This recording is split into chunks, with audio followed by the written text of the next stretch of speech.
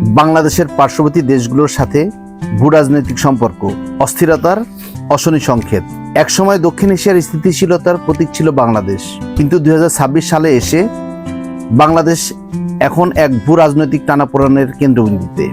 চারপাশে 4টি দেশ, ভারত, মিয়ানমার, নেপাল ও ভুটান। প্রতিটি সম্পর্কেই এখন দৃশ্যমান চাপ, সংশয় ও কূটনৈতিক সংকেত।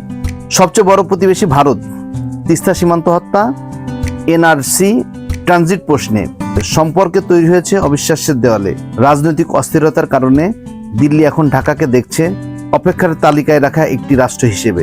মিয়ানমারে রাখাইন যুদ্ধ, রোহিঙ্গা সংকট ও সীমান্তে সশস্ত্র গোষ্ঠীর উপস্থিতি বাংলাদেশকে ঠেলে দিচ্ছে এক নিরাপত্তার ঝুঁকির ভেতরে। নাফ নদী এখন শুধু একটি নদী নয়, এটি এখন একটি জিওপলিটিক্যাল ফ্ল্যাশ পয়েন্ট। নেপাল ও ভুটান এই দুই দেশের সাথে বাণিজ্যিক সম্ভাবনা থাকলেও ভারতের প্রভাব বলয়ে থাকার কারণে বাংলাদেশের স্বাধীন বড় বড় শক্তির ছায়া, চীন, যুক্তরাষ্ট্র ও রাশিয়ার ছায়াযুদ্ধ বাংলাদেশকে বানাচ্ছে একটি ট্র্যাজেডিক চেসবোর্ডে। কিন্তু ঘরোয়া রাজনৈতিক অস্থিরতা এই কূটনৈতিক শক্তিকে দুর্বল করে দিচ্ছে। আজ বাংলাদেশ এক ঐতিহাসিক সন্ধিক্ষণে।